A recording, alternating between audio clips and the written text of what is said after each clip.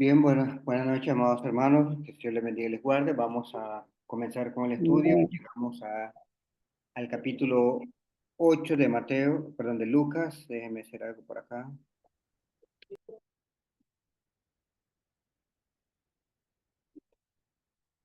Lucas capítulo 8, el versículo 26 al versículo 39, donde estaremos estudiando acerca del endemoniado de Gadareno, que es lo que nos muestran estos versículos. El propósito que perseguimos en esta lección es reconocer el poder de Jesús para liberar y restaurar vidas. Y es exactamente lo que nosotros notábamos con el episodio anterior de cómo el Señor pues demostró su poder sobre la naturaleza. La lección pasada mirábamos cómo los vientos y las olas le obedecen. Y de igual manera, después que da la orden que se calle, vemos entonces de que hay una tranquilidad.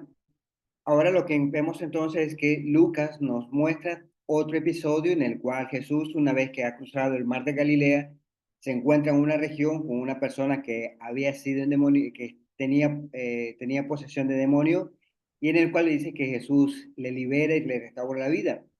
Y eso es lo que realmente nos muestra Lucas, que inclusive en situaciones extremas, Jesús demuestra su poder. Notamos y vemos entonces que el relato del endemoniado Gadareno nos revela el poder transformador de Jesús. Y vemos entonces que esto es sobre las fuerzas espirituales del mal, su autoridad divina sobre la creación y la compasión hacia las personas marginadas y oprimidas. Y es exactamente el énfasis que nosotros vamos a notar a lo largo que nosotros estudiamos Lucas, ese énfasis, esa dirección, eso que realmente siempre estaba escribiendo para que Teófilo, que era el receptor de este mensaje, pudiese comprender y que de igual manera nosotros también pudiésemos entender el ministerio de Jesús. Notamos también que en este milagro se nota un contraste entre la autoridad calmada de Jesús y el caos de los demonios, los temores humanos y la respuesta de aquellos que presenciaron el suceso, y es exactamente lo que vamos a notar en los versículos que nos toma a consideración. Además, el pasaje ilustra cómo el testimonio personal puede ser una herramienta poderosa para glorificar y extender su reino. Y es exactamente con lo que pasó con esta persona en el cual quería ser discípulo de Jesús, pero Jesús le manda que fuese a su casa.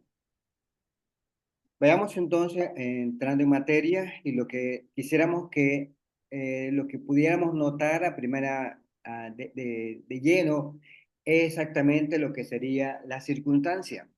Si nosotros vamos a Lucas capítulo 8, el versículo 26, Lucas capítulo 8, versículo 26 al versículo 28 dice así. Entonces navegaron hacia la tierra de los Gadarenos, que está al lado opuesto de Galilea. Cuando Jesús bajó a tierra, le salió al encuentro un hombre de la ciudad poseído por demonios y que por mucho tiempo no se había puesto ropa alguna, ni vivía en una casa, sino en los sepulcros. Al ver a Jesús, gritó y cayó delante de él y dijo en voz alta, y dijo en alta voz, ¿qué tienes tú que ver conmigo, Jesús, hijo del Altísimo, hijo del Dios del Altísimo? Te ruego que no me atormente. Lo que notamos es, en primera instancia, es Jesús fue a la región de los Gadarenos, en la orilla opuesta al lago de Galilea. Cuando nosotros revisamos los textos paralelos encontrados en tanto en Mateo capítulo 8, el versículo 28, vemos al referirse a este episodio en particular, tanto Mateo dice que llegó a la región de los Gadarenos, de igual manera también Marcos. Pero cuando leemos en la versión, en la Reina Valera, como también en la nueva versión internacional, el pasaje que nosotros leíamos en Lucas, pues hace referencia a lo que es a la región llamada Gesarenos. La versión la cual voy a dar lectura es la Nueva Biblia de las Américas. Y en Mateo capítulo 8, el versículo 28, pues dice de esta manera. Mateo 8, 28, perdón. Al llegar Jesús al otro lado, a la tierra de los Gadarenos, fueron a su encuentro dos endemoniados que salían de los sepulcros. violento en extremo, de manera que nadie podía pasar por aquel camino. Y el otro texto en el cual habla acerca de este mismo episodio, de los textos paralelos, es en Marcos capítulo 4, perdón, Marcos capítulo 5, versículo 1. Llegaron al otro lado del mar, a la tierra de los Gadarenos. Básicamente, cuando nosotros revisamos la Reina Valera, existen diferentes regiones a las cuales, ¿verdad? Como decíamos, Mateo menciona Gadarenos, tanto Lucas como Marco en la versión Reina Valera menciona la región de Gesareno. Aquí podemos ver entonces que hay una pequeña discrepancia, podríamos decirlo. Pero a la luz de la Nueva Biblia de las Américas, vemos que los tres textos paralelos es coincidente en el sentido que se refiere a la misma región llamada de los Gadarenos. Ahora, cuando nosotros revisamos un poco los mapas, o el mapa, por así decirlo, notamos lo siguiente.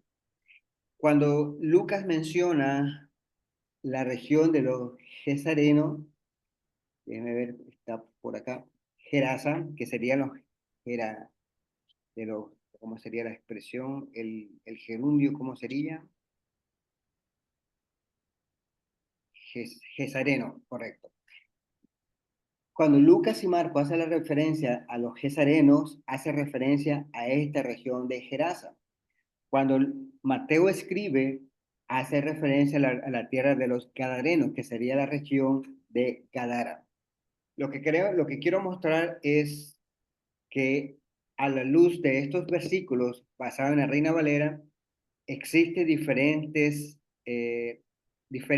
formas de referirse a estas regiones. Y lo que notamos en primera instancia es la flexibilidad en los nombres regionales. Lo que dice los comentarios que los cuales pude consultar dice que esta flexibilidad en los nombres regionales se debe a que en la antigüedad era común usar el nombre de una ciudad importante para referirse a toda una región, como por ejemplo era Gadara, como una ciudad prominente de la región de Decápolis, que está queda por acá, donde realmente podría haberse referido a la región, a toda la región de Gadara. Entonces vemos que Jesús cruza al otro lado del mar de Galilea, pero los escritos mencionan que es gadareno. Pero si vemos en el mapa, está un poco más adentro. Lo que decían en una enciclopedia, creo que estaba como a 50 millas a tierra adentro, por lo cual entonces no estaba una ciudad, no era una ciudad cercana al mar. De ahí entonces, estos escritores pues toman la región de Gadara como una ciudad principal.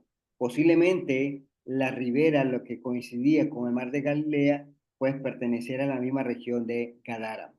Ahora, ¿qué pasa entonces con el nombre de Gesareno, que sería la región de Gerasa? Si nosotros vemos en el mapa, está un poco más adentro, casi hacia el otro extremo de la ciudad, de la región de Decápolis. Aquí la explicación que da que posiblemente este nombre usado de Gerasa se refiere a errores de transmisión textual, que los copistas antiguos pudieron haber introducido variaciones debido a la similitud de los nombres o por falta de conocimiento geográfico preciso. Pero lo que vemos aquí es el uso de los nombres. Los evangelistas, tanto Mateo, Lucas y Marco, pudieron haber elegido el nombre más conocido en ese momento de su escritura o que fuese más comprensible para la audiencia. Pero para todos los efectos, creo que la versión Reina Valera, perdón, la versión Nueva Biblia de las Américas está más exacta en el sentido de que los tres textos paralelos pues hace referencia a la región de Gadareno, como la ciudad o el territorio más cercano al mar de Galilea. También hay algunos de los comentarios que se mencionaban, también hablaba de la región de Gergesa, que si nosotros vemos, pues básicamente coincide al otro lado del mar de Galilea. Y es exactamente lo que nosotros notamos en el episodio anterior de cómo Jesús le dijo, vamos al otro lado del mar. y luego sabemos de la tempestad y sabemos que al lugar que llegó, pues sería una región que pertenece a la región de Gadara, pero no necesariamente se refiere a la ciudad como tal, sino a la región. Y algunos comentarios pues mencionan el asunto de que posiblemente llegó a este lugar llamado Gergesa. Pero quedándonos con lo que está escrito, no ir más allá de lo que está escrito, o pensar o hacer conjeturas de lo que no está escrito, los versículos mencionados de Lucas en la Nueva Biblia de las Américas, pues hace referencia a la región de Gadara, que tiene más explicación en el sentido de que la región, de esta región, pues, o su límite territorial se extendía cercano a lo que sería el mar de Galilea. También lo que nosotros notamos, además de las circunstancias que notamos acerca de la región, las escrituras nos mencionan, dice que había un hombre poseído por demonios. Este, dice, vivía en un sepulcro, encontró a Jesús al momento de desembarcar. Pero notamos que en Mateo capítulo 8, el versículo 28, agrega un detalle adicional. Y el detalle adicional que agrega es lo que encontramos en el versículo 28, diciéndonos que al llegar Jesús al otro lado, a la tierra de los Gadarenos, fueron a ese encuentro dos endemoniados que salían de los sepulcros, violentos en extremo, de manera que nadie podía pasar por aquel camino. El evento en el cual nos registra, Mateo dice que había dos endemoniados. Lucas únicamente nos habla solo de uno de ellos, por lo cual podemos decir que no se puede cuestionar que este no sea un caso de posesión demoníaca, manifestándose como una enfermedad mental extrema. Y muchas personas comentaristas hacen referencia a que este hombre en particular que eran síntomas psicóticos.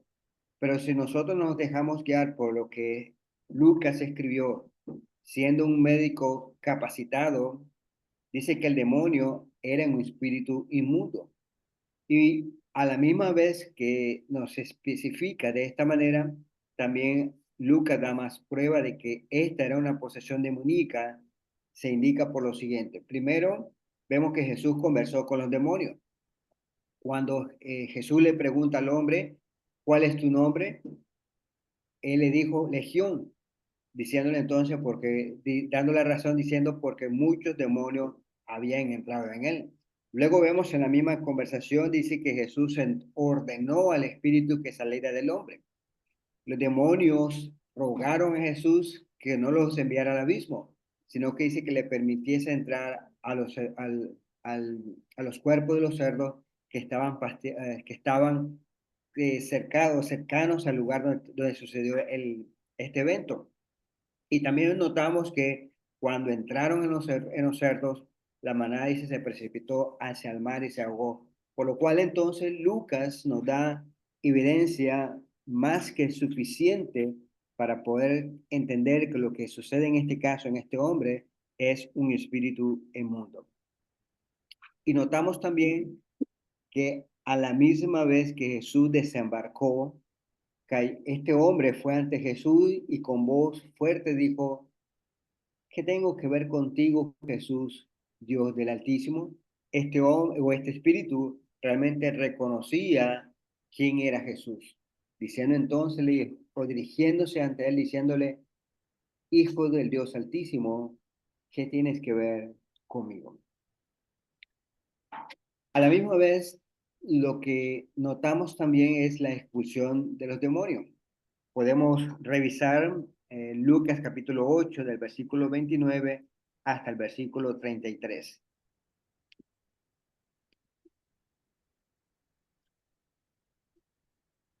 Lucas capítulo 8, el versículo 29 hasta el 33. Porque él mandaba al espíritu inmundo que saliera del hombre, pues muchas veces se había apoderado de él y estaba atado con cadenas y grillos y bajo guardia. Y a pesar de todo rompía las ataduras y era llevado por el demonio a los desiertos. Verso 30. Entonces Jesús le preguntó, ¿cómo te llamas?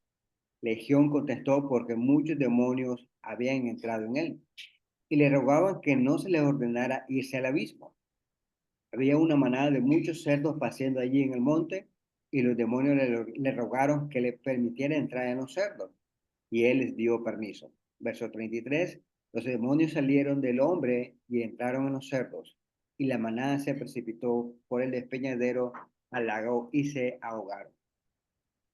Lo que notamos aquí es, en primera instancia, es uno, el hecho de que Jesús le ordenara salir había causado que el hombre gritara como lo hizo. Y eso es una reacción. Ahora, a la misma vez notamos ese cuidado especial, esa atención hacia las personas desprotegidas, por así decirlo, o los marginados.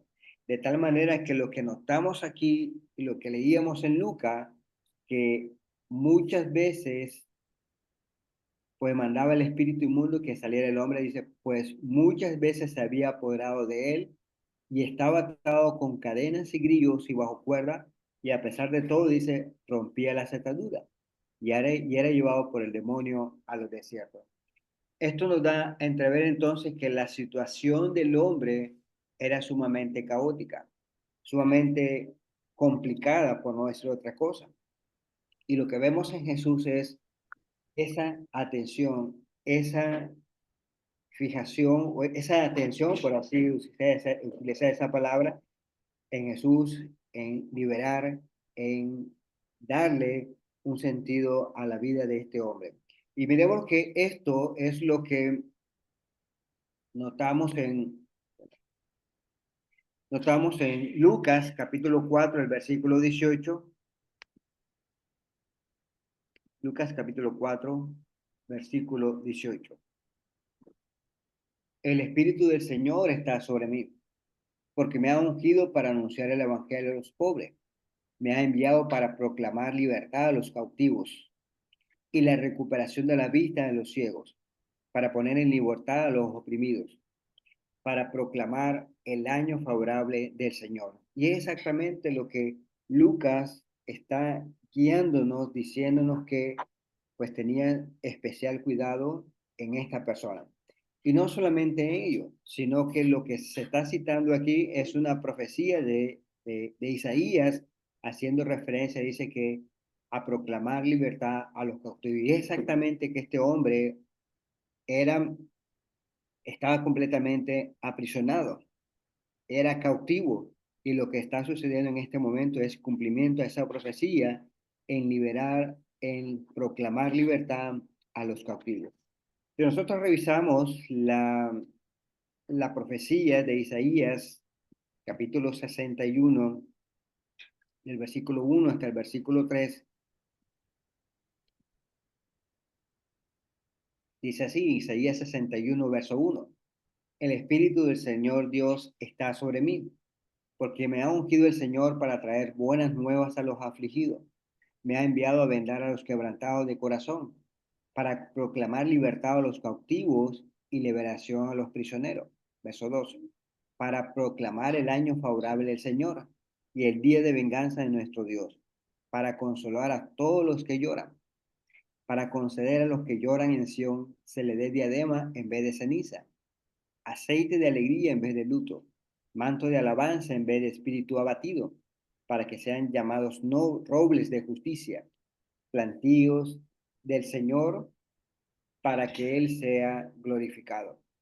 Y al hacer entonces este gesto, al, al liberar a este hombre de su cautivo, pues vemos entonces que Jesús estaba dando o haciendo cumplimiento a esta profecía mencionada en Isaías.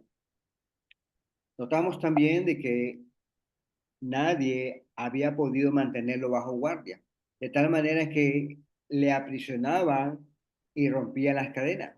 Y vemos entonces que los demonios lo llevaban a lugares desérticos. A la misma vez, Jesús le pregunta, ¿cuál es tu nombre? Jesús quería revelar al endemoniado la verdadera gravedad de su condición, con el fin de librarlo de ella. Y exactamente lo que Jesús deseaba era calmarlo, fortalecer la conciencia de su propia personalidad. Quería sacarlo de abajo, esto es, separarlo de su estrecha asociación casi a identificación, podríamos decirlo, con el demonio o los demonios que por tanto tiempo habían ejercido dominio sobre él. La respuesta entonces de ellos fue legión. Y la razón dice es porque muchos demonios habían entrado en él. La respuesta indica la profundidad de la miseria del endemoniado. Estaba, está bajo el control no solamente de un demonio el que hablaba, sino de todo un ejército, una legión, como se dice el versículo. La palabra realmente no se debe tomar de manera literal, como si quisiera decir que una fuerza de por lo menos 6,000 demonios estaban controlando al pobre hombre. Si nosotros revisamos en Lucas capítulo 11, el versículo 26,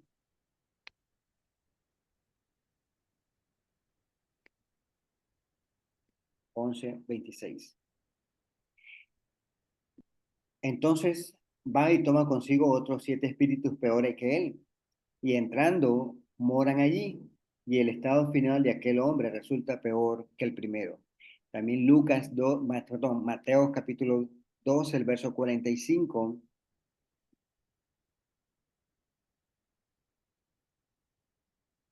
Entonces va y toma consigo otros 7 espíritus, más depravados que él, y entrando moran allí, y el estado final de aquel hombre resulta peor que el primero.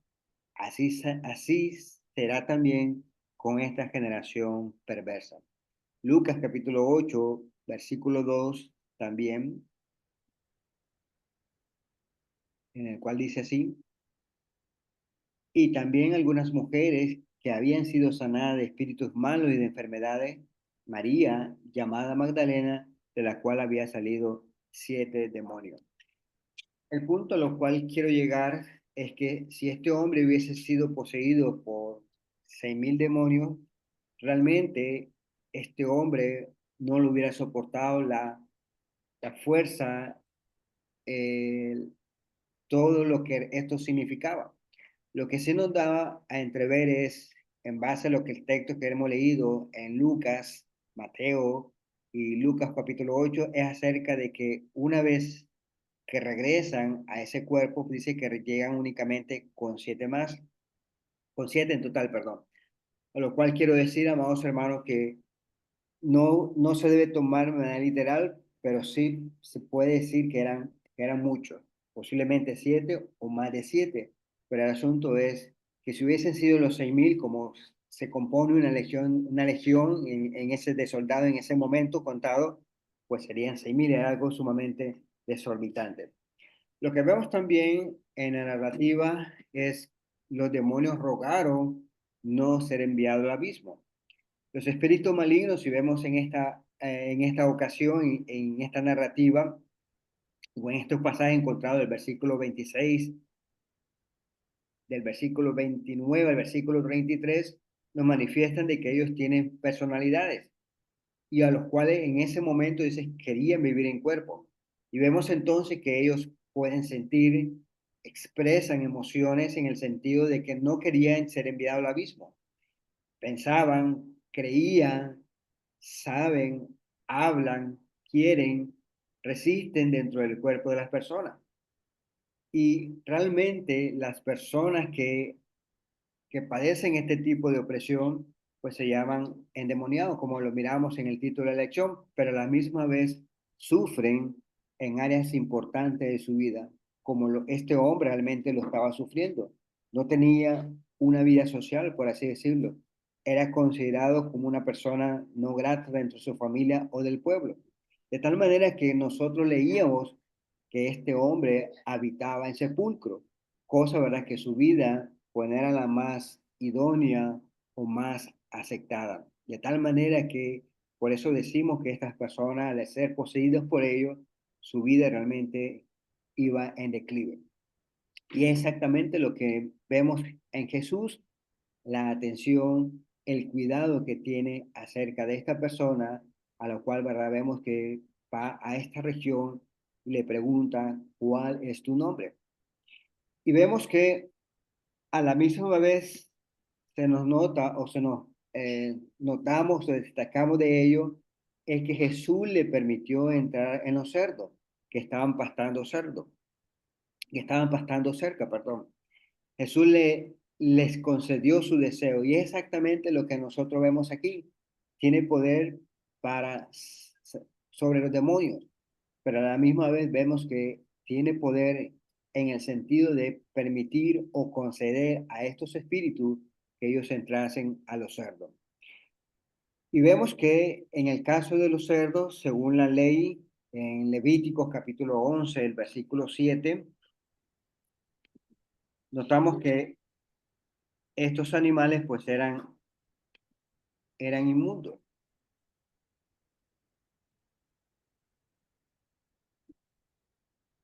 Levíticos capítulo 11, versículo 7. Y el cerdo, porque tiene aún pezuña dividida, formándose un casco hendido, no rumia, será inmundo para ustedes. El texto también que nosotros tenemos en la pantalla en Deuteronomio 14, 8, pues habla exactamente lo mismo, diciendo que el cerdo tiene la pezuña dividida, pero no rumia. Y la determinación bajo el pasaje de Levítico, Deuteronomio, pues este animal iba a ser inmundo para ellos. No iban a comer de su carne, ni tampoco, dice, tocarán sus cadáveres. Por lo cual entonces, en el caso de los cerdos, en conformidad con la ley de Levítico y Deuteronomio, pues serán inmundos. Y podríamos decir entre paréntesis que era el lugar adecuado para estos espíritus inmundos. Y vemos de ese caso en el cual Dios les permitió que fueran. Lo que sí notamos es, fuera como fueran, los demonios ahora sueltan el dominio opresivo que tenían sobre el hombre y entran a los cerdos que estaban ahí cerca. Pero a la misma vez, lo que notamos es el resultado cuando lo hicieron. Nos dice que los cerdos se lanzaron por el precipicio y se ahogaron en el mar. ¿Qué más podemos notar de de este milagro? Lo que quisiera notar o que consideráramos es el efecto del milagro. Vayamos a Lucas capítulo 8 y leamos del versículo 34 al versículo 39.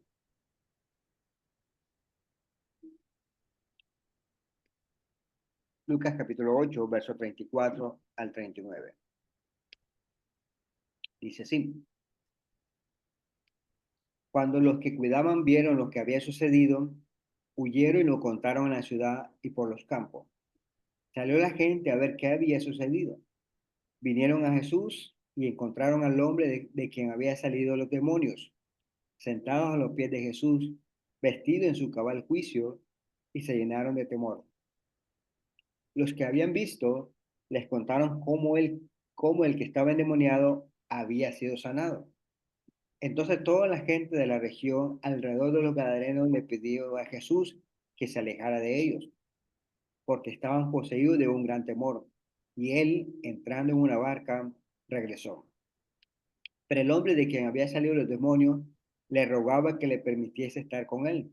Pero Jesús le despidió diciendo: vuelve a tu casa y cuenta cuán grandes cosas Dios ha hecho por ti. Y él se fue proclamando por toda la ciudad cuán grandes cosas Jesús había hecho por él. Y en los efectos del milagro notamos lo siguiente. Primero, la reacción del pueblo. En primera instancia nos dice el versículo 34 que los pastores huyeron y contaron la historia en la ciudad y en el campo porque tenían miedo. Es de entenderse que estos hombres pues no eran dueños del rebaño, eran obreros, necesariamente debían de contar qué es lo que había pasado. Porque si ellos no contaban lo que había pasado, pues obviamente la pérdida iba a ser cargada a su cuenta. Por eso vemos que en primera instancia estos hombres tienen la necesidad de indicarlo o anunciarlo por la sencilla razón de que estaban bajo su cuidado. Lo segundo que nos menciona el versículo es que tenían miedo.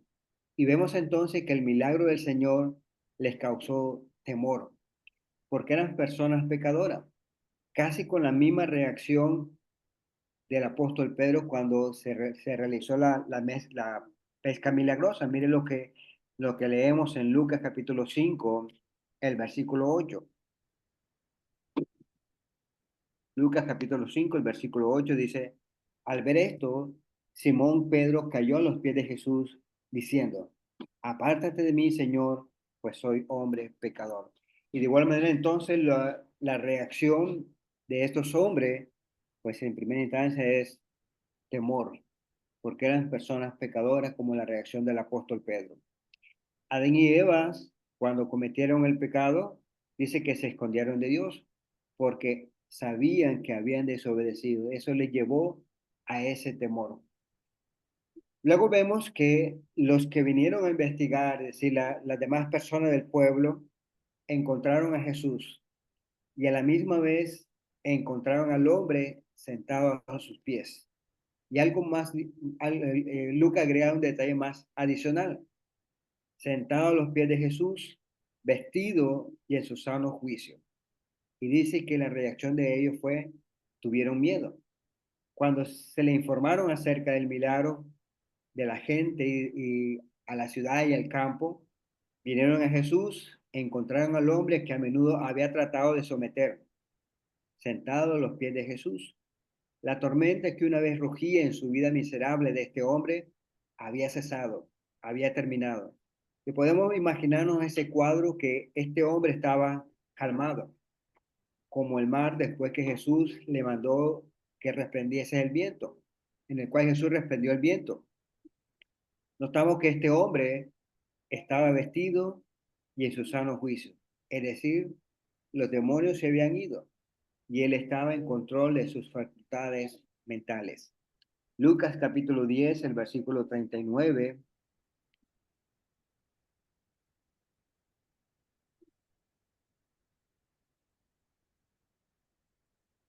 la misma reacción de María, en el cual dice estaba sentado a los pies de Jesús, dice, ella tenía una hermana que se llamaba María, que sentada a los pies del Señor escuchaba su palabra.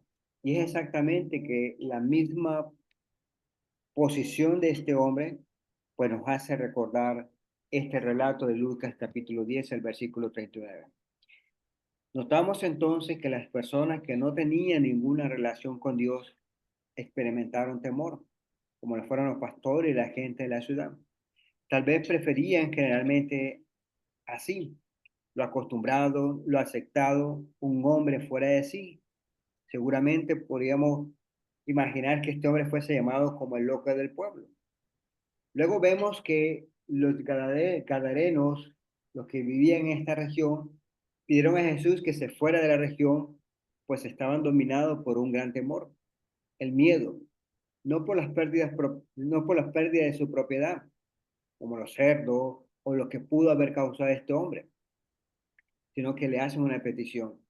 Los pescadores entonces vemos que se esconden de Dios menos que puedan compadecerse de que Él ha demostrado su amor hacia ellos, por el hecho también de que Cristo murió cuando aún éramos pecadores. Y es exactamente lo que notamos de Lucas, que demuestra el amor hacia este hombre, en cumplimiento de lo que mencionaba la profecía de Isaías, que venía a liberar a los que estaban cautivos. Los dueños de los cerdos pensarían en sus prejuicios económicos, pero no estaban pensando en la conveniencia de la actividad de quien venía a un campo, a esta región, pues venía a dar un cambio total a las personas, a las ciudades y a la humanidad en general. Y podemos preguntarnos, ¿no debieran haber tratado de convencer a Jesús para que se quedara más tiempo por ello, para impartir las bendiciones? Y es lo que notamos, amados hermanos, de el caso de Juan capítulo 4 el versículo 40 acerca de los samaritanos. Juan capítulo 4 el versículo 40 dice así, de modo que cuando los samaritanos vinieron, rogaban a Jesús que se quedara con ellos, y él se quedó allí 2 días. La reacción o las actitudes de la gente de Gadarenos eran muy diferentes a los samaritanos. Los samaritanos comprendieron lo que realmente les había llegado a ellos, un verdadero profeta. En el caso de los gadarenos, les convenció, les aterró, el temor se apoderó de ellos y lo que realmente pudieron decir es que se fuera de esa región. También notamos el efecto del milagro en la reacción del hombre que fue liberado. Y notamos que este hombre dice quería ir con Jesús, pero Jesús entonces lo envió a su casa y a la ciudad y que realmente dice contara las grandes cosas que Dios había hecho por él. Y vemos entonces que Jesús regresa, no entró a la ciudad, sino que dice, a petición de la gente, Jesús estaba dejando la región. Pero el hombre de quien había salido el demonio quería estar con él. Jesús entonces le dice a este hombre, vuelve a tu casa y cuenta cuán grandes cosas Dios ha hecho por ti. Porque este es el secreto de estar con él. Y es exactamente lo que notamos que si bien es cierto, Jesús no pudo haber hecho mucho por la actitud de la gente, pero este hombre era el testigo. Este hombre era la persona ideal para proclamar y enseñar cuán grandes cosas Dios había hecho por él. La siguiente reacción que nosotros notamos de este milagro, o el efecto de este milagro, es la reacción de Jesús. En el caso de Jesús, dice que Jesús entró en la barca y regresó.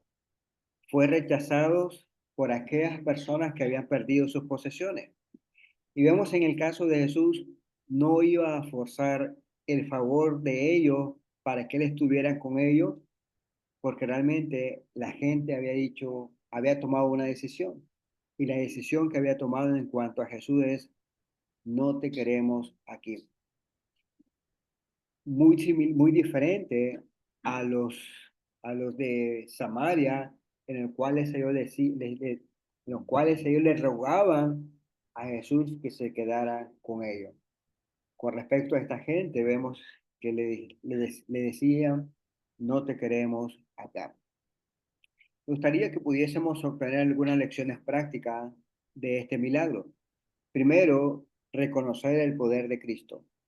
Jesús tiene autoridad sobre las fuerzas tanto visibles e invisibles. Lo notamos en la lección anterior acerca de Jesús tuvo poder sobre la naturaleza, sobre el viento, sobre el mar. Y vemos que cuando Jesús reprendió una calma. Al igual manera, en este milagro vemos que Jesús tiene poder sobre el demonio, sobre las cosas invisibles. Y esto nos invita a confiar en Él en cualquier circunstancia que nosotros estemos, aunque nos parezca difícil, pues debemos de confiar en el poder de Cristo.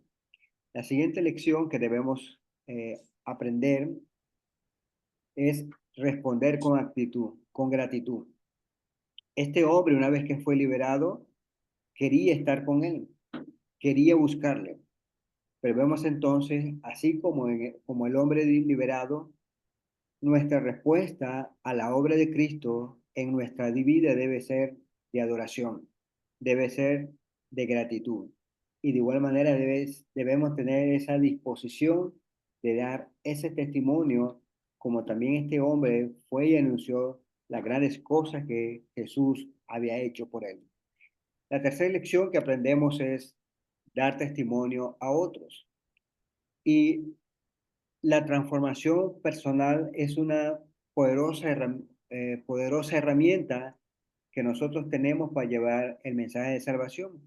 Compartir lo que Jesús ha hecho por nosotros puede impactar en la vida y abrir los corazones en otras personas. Y es exactamente lo que este hombre también hace. Va y predica aquellas grandes cosas que Dios había hecho en él. Y lo cuarto que podemos aprender es evitar el rechazo. Al igual que los gadarenos, a veces tememos por las implicaciones de permitir que Dios actúe en nuestra vida. Este pasaje nos invita a abrir nuestros corazones, a darle la bienvenida, confiando en que sus planes son para bien para nosotros. Y es exactamente recordando lo que el versículo de Apocalipsis 3:20, en el cual dice, aquí yo estoy a la puerta y llamo, si alguno oye y abre la puerta, entraré a él, cenaré con él y él conmigo. Jesús no va a entrar a la fuerza. Él está ahí esperando de manera muy paciente que nosotros le permitamos entrar, y una vez que le permitamos entrar, Él entra y tiene comunión con nosotros. A manera de conclusión de este estudio, quisiera terminar diciendo que el milagro de la liberación del endemoniado no solo muestra la autoridad de Jesús sobre el mal, sino que también el rechazo que enfrentó incluso después de obrar el beneficio de otro. Sin embargo, en su compasión, Jesús dejó un testigo para continuar la obra en esa región. Y podíamos imaginarme ese poderoso mensaje, ese poderoso testimonio de lo que este hombre podía haber enseñado. Y este relato nos desafía a reconocer el poder de Cristo que ha transformado nuestras vidas, su disposición para liberar a los cautivos y nuestra responsabilidad en compartir su obra en nosotros con los demás. Gracias, amados hermanos, por su tiempo. Que el Señor les bendiga y les guarde. Déjenme salir por acá.